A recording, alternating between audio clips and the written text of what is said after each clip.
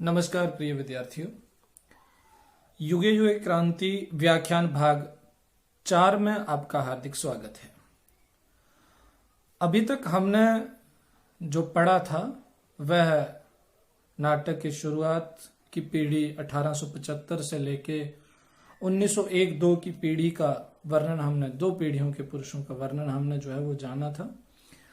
तो सबसे पहले अगली कड़ी की शुरुआत मैं करने जा रहा हूं। तो आपको ये मेरा निर्देश भी है बच्चों को और अपील भी है आप सभी सज्जनों से जो भी वीडियो को देखते हैं।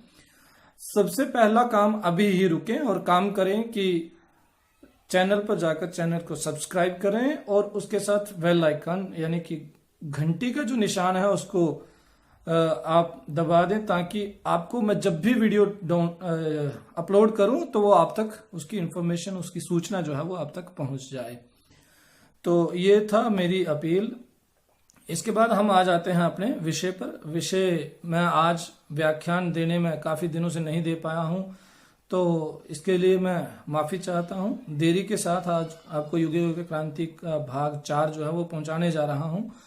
उम्मीद है जो भाग आपको दिए हैं उसको आपने किया होगा, जाना होगा, समझा होगा। इसके बीच कुछ बच्चों ने और लगातार जितना पढ़ा था उसका सबका सार मुझे लिख के सेंड किया मैसेज पे। मैं उनका धन्यवाद करता हूं कि वो अपनी पढ़ाई के लिए इस तरह से आतुर हैं या सचेत हैं।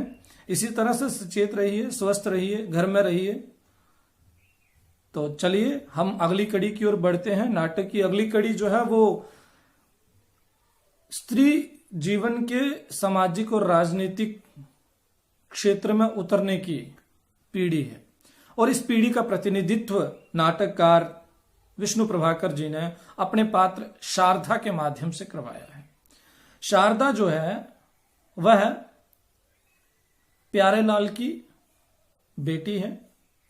वही प्यारेलाल जो अपने यहां अपने पिता का विरोध करके, उनके एक नई क्रांति खड़ी करके और विधवा विवाह की स्थापना के लिए लड़ता है। समाज सुधारकों के साथ जुड़ा हुआ है। कैसे वही व्यक्ति जो है वो आगे चलकर अपनी पीढ़ी को समझने की कोशिश किए बिना उसके ऊपर अपने अनुभव को थोपने का प्रयास करने लगता है, इस चीज को जानेंगे। तो हमारा जो नाटक है उसमें सूत्रधार का एक संवाद है जिसको सुनना चाहिए कि जो आज क्रांति करने का दावा करते हैं कल वे ही प्रतिक्रियावादी हो जाते हैं। इतिहास बार बार अपने को दोहराता है। वे समझते हैं उन्होंने समय को पकड़ लिया है, लेकिन जादूगर काल उन्हें फांकी देकर ना जाने कब आगे बढ़ जाता है और उसके मंच पर आ जाती है एक नई पीढ़ी जो उसके लिए अजनबी होती है। प्यारेलाल ने अपने माता पिता के विरुद्ध विद्रोह किया, लेकिन जब उनकी अपनी लड़की ने समय का साथ देने का प्रयत्न किया तो वह आग बबूला हो उठे। यह गांधी, यह जो समय है 1920-21 की पीढ़ी जिसका प्रतिनिधित्व पहली नारी नाम का पात्र जो था, पहली नारी नाम का जो पात्र था उसी का नाम शारदा है, जो अपने पुरानी पीढ़ी के लोगों को कह रही है, पुरुष 1 और पुरुष 2 को, कि आप दकियानूसी विचारधारा के थे। क्रांति तो मैंने की थी, मैंने घर की 4 दीवारी को लांग कर आगे निकलने का प्रयास किया है, बाहर निकलने का प्रयास किया है। तो यह समय जो है 1920-21 का जो समय है ये क्या है, इसको सूत्रधार इस तरह से हमें समझाता है, जहां हमारे पास पहुंचाता है उस समय की कड़ी को, उसकी उस समय की पृष्ठभूमि को, ऐतिहासिक पृष्ठभूमि को हमारे पास पहुंचा रहा है। कैसे कि यह गांधी जी के असहयोग आंदोलन का प्रारंभिक समय है। यह गांधी जी के युग है। चारों तरफ उत्तेजना फैली है। असंख्य युवक उस जादूगर, ये जादूगर गांधी जी के लिए कहा गया कि उस जादूगर के प्रभाव में आ चुके हैं। युवतियां भी पीछे नहीं हैं। प्यारेलाल की बेटी शारदा उन्हीं में है। घर की 4 दीवारी लांग कर वह समाज में खुले मुंह की ही नहीं घूमती, बल्कि उसके सिर का पल्ला भी खिसक कर कंधे पर आ गया है। वह केवल पुरुषों की तरह भाषण ही नहीं देती, रणचंडी की तरह आग भी उगलती है। तो यह जो स्थिति है, यह हमें सूत्रधार जो नाटक की कथा वस्तु का परिचय लेके अलग अलग पीढ़ियों की कड़ियों को जोड़कर एक मंच पर हमारे सामने एक नाटक के रूप में प्रस्तुत कर रहा है पात्र, वह सूत्रधार हमें उस समय के साथ और अपने पात्र, आगामी पात्र और उसकी प्रवृत्ति के साथ हमें परिचित करवा रहा है कि कैसे जो हमारा पात्र शारदा है वह नारी के सशक्तता, नारी के बाहर निकलना और स्वाभिमानी होके लड़ने की प्रेरणा देने वाला व्यक्तित्व जो है वो बना शारदा।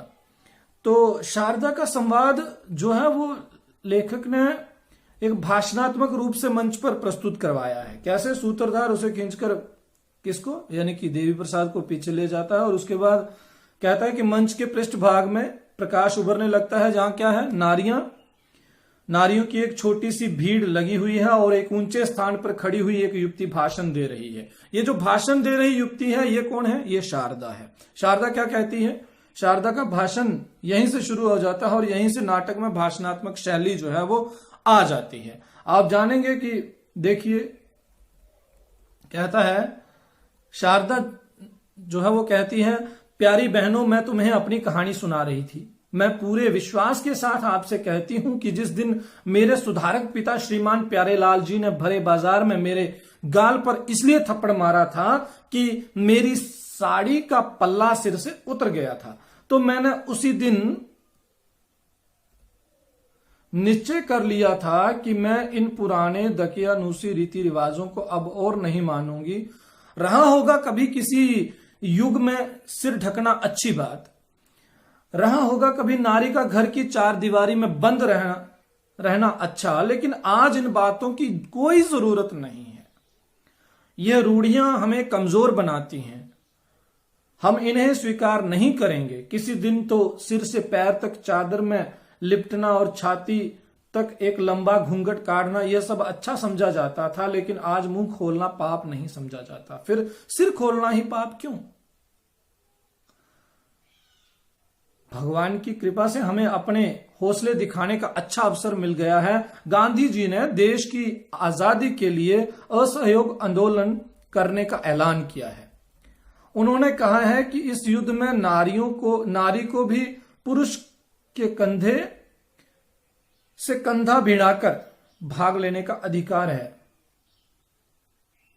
और इससे भी ज्यादा आगे बढ़कर उसकी जो प्रेरणादायी पंक्तियां, हौसले को दर्शाने वाली पंक्तियां हैं शारदा के, वो ये हैं कि किसी समय राजपूत लोग लड़ने के लिए युद्ध में जाते थे और उनकी नारियां उनके हार जाने पर सती होकर जल जाती थीं।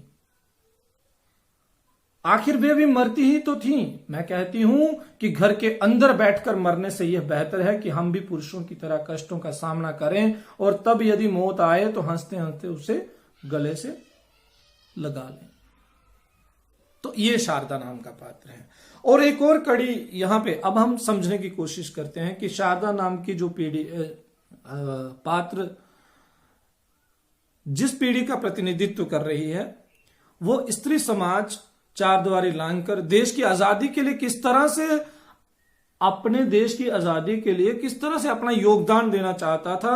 ये देश की आजादी के साथ साथ ही स्त्री की आजादी की लड़ाई भी वह साथ साथ लड़ रहे थे, और यह समय की मांग थी, और इस समय की मांग को देखते हुए ही गांधी जी ने इसकी अपील कर दी थी स्त्रियों के साथ। और यह पात्र जो है वो यही कह रहा है कि अगर मरना ही है तो क्यों ना हौसले के साथ लड़ के मरा जाए।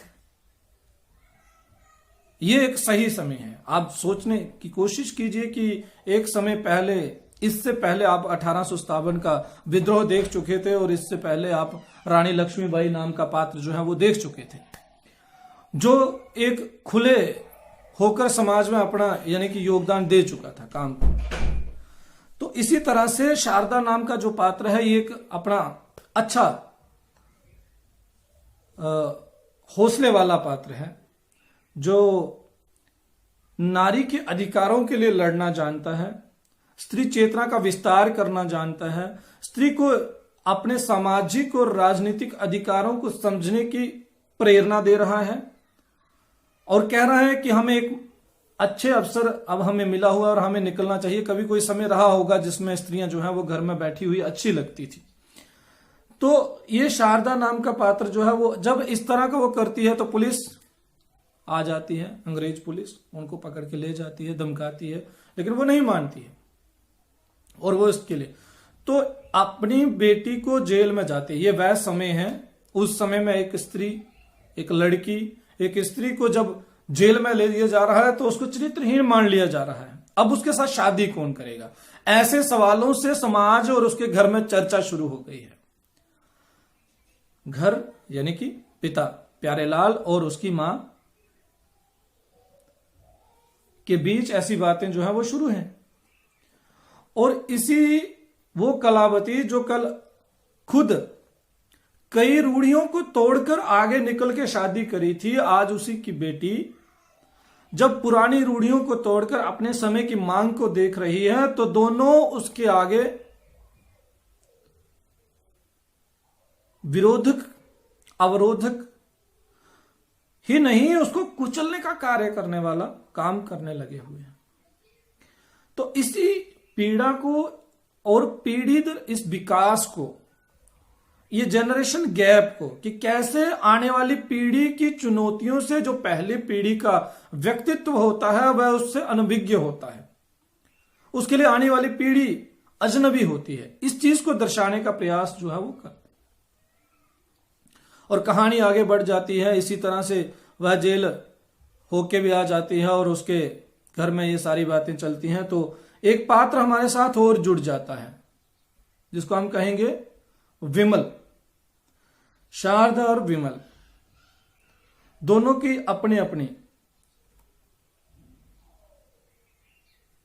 एजेंडे हैं और एजेंडा एक ही है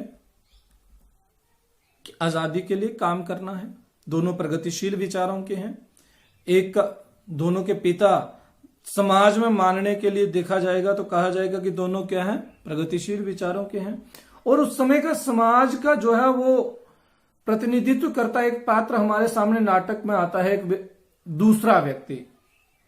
क्या दूसरा व्यक्ति नाम का जो पात्र नाटक में आया है वो क्या कहता है? अधर्म, घोर अधर्म, स्त्रियां घर से बाहर निकलने लगी, प्रलय के दिन आ गए, छीछी जो असूर्य पशाएं थी पर पुरुष की छाया जिन्हें भ्रष्ट कर देती थी, उन्हें पुलिस के ये शैतान लोग जेल ले जाएंगे। ये जेल में रहेंगी तब ये पवित्र कैसे रह सकती हैं? हरे हरे, कैसा घोर अधर्म होने लगा है। जिस समाज में स्त्रियां स्वेच्छाचारणी हो जाती हैं वह समाज नष्ट हो जाता है। यानी कि जिस समाज में स्त्रियां मन मुताबिक जीने लगती हैं, स्वेच्छाचारणी हो जाती हैं, यह उस समाज की धकियानुसी सोच का, क्रांति विरोधी सोच का और स्त्री विरोधी सोच का प्रतिनिधित्व करता दूसरा व्यक्ति नाम का जो पात्र है वो है कि कैसा समय आ गया है। ये उस समय के सामाजिक माहौल का, स्त्रियों के प्रति सोच का प्रतिनिधित्व करता हुआ पात्र है।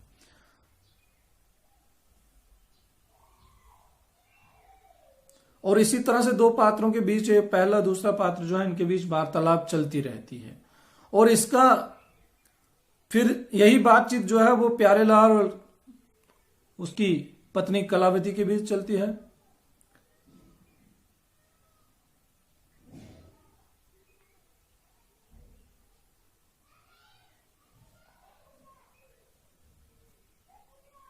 प्यारेलाल पूरी तेजी के साथ मंच पर आता है और अपनी पत्नी कलावती से कहता है कि शारदा को पुलिस पकड़ के ले गई है। और कलावती चिंतित होकर कहती है कि नहीं नहीं, ये तो अनर्थ हो गया है। तो कहता है कि अब नहीं नहीं कहने से कोई फायदा है नहीं, क्योंकि अब तो पुलिस जो है वो लेके चली गई है और मैंने उसको क्या नहीं किया, समझाने के लिए क्या क्या नहीं किया। मैंने उसे कितना धमकाया, पीटा तक, और पर वह तब भी नहीं मानी। उसने पिकेटिंग की, विदेशी कपड़ों की होली जलाई और पुलिस उसे पकड़कर ले गई, बेशर्म, निर्लज। अब ये प्यारेलाल के संवाद हैं अपनी पुत्री के लिए। और कलावती के संवाद देखिए कि हे भगवान अब क्या होगा, जवान लड़की जेल में है, हम समाज में कैसे मुंह दिखाएंगे। अजी तुमने कुछ किया भी उसे छुड़ाने के लिए, अगर वह रात भर वहां रह गई तुम एक रात की बात करती हो, ना जाने वह कब तक वहां रहेगी।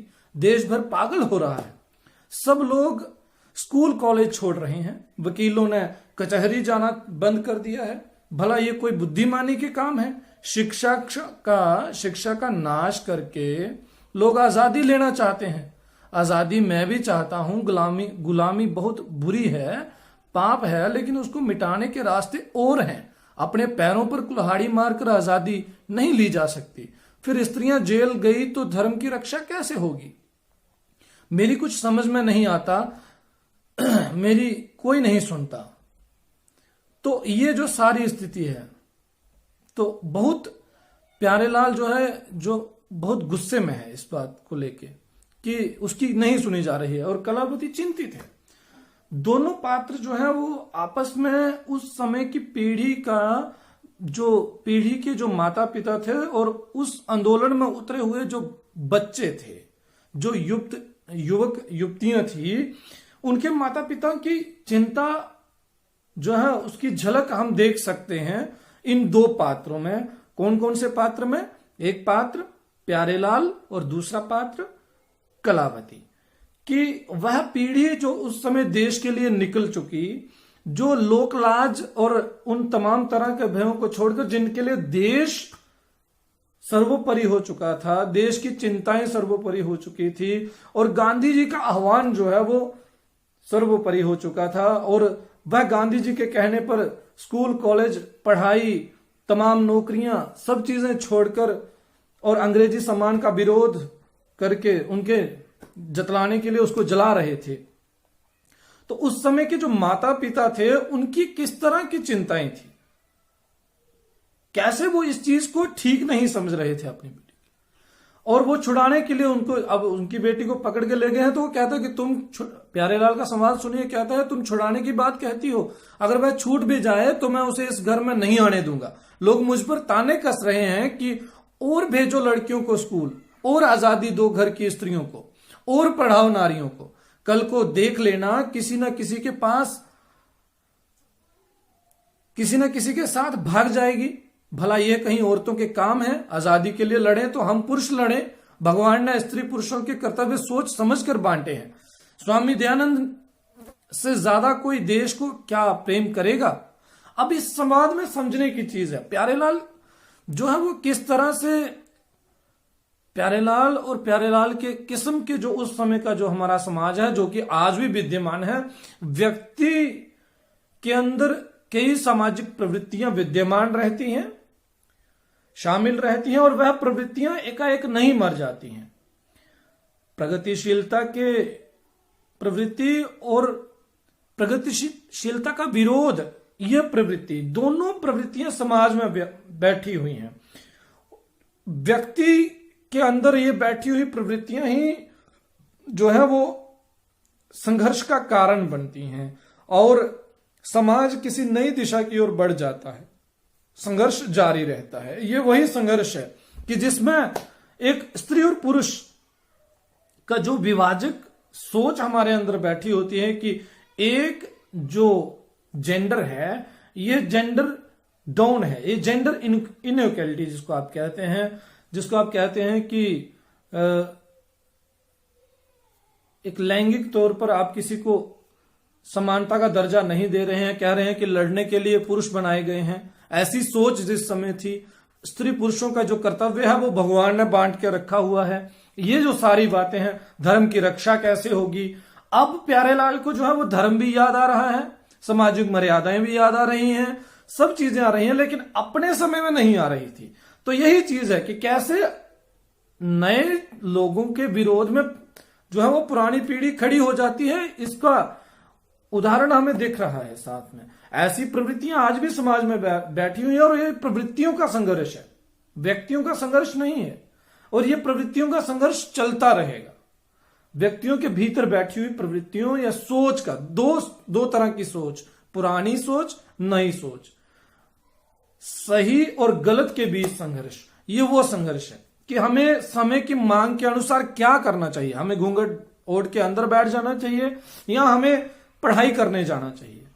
हमने लड़कियों को घर बिठा लेना चाहिए, या उनको नई शिक्षा दीक्षा जो है वो देनी चाहिए, उनको संघर्ष के लिए प्रेरित करना चाहिए। हमें क्या करना चाहिए, ये अलग अलग किस्म के पात्र, क्या करोगे पढ़ा के ज्यादा लड़कियों को, ये संवाद उस समय नहीं सुनने को मिल रहा था, आज भी मिलता है। इसी का परिणाम है कि आपको आज भी ये नारा राजनीतिक तौर पे सुनने को मिलता है कि बेटी पढ़ाओ बेटी बचाओ। क्यों सुनने को मिलता है? इसी कारण से मिलता है कि अभी भी वो प्रवृत्ति जो है वो खत्म नहीं हुई है, वह इस समाज में बैठी हुई है और उसी का खमियाजा जो है वो भुगतना पड़ता है। आगे चला जाता है, वह इस तरह का आक्रामक हो जाता है कि अपने घर में उसको नहीं आने देगा।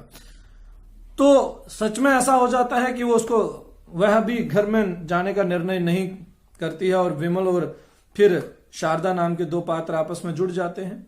दोनों के संवाद चलता है, दोनों की वार्ता चलती है और वह वहां जाने का निर्णय छोड़ देती है अपने पिता के घर, और विमल का पिता उसको स्वीकार कर लेता है और दोनों जो है वो एक दूसरे के साथ बंधन में बंध जाते हैं। तो ये जो बंधन में बंधना दोनों का जो है ये उस समय प्रगतिशीलता का, लेकिन दोनों का कारण क्या है? दोनों की सोच मिलती है, दोनों की समझ मिलती है, दोनों की जरूरतें मिलती है। इसी के कारण से, दोनों की सोच मिलने के कारण से, दोनों की समझ मिलने के कारण से दोनों एक हैं और दोनों जुड़ गए और दोनों आगे बढ़ने की कोशिश करते हैं, समाज को आगे ले जाने के लिए संघर्ष करते हैं।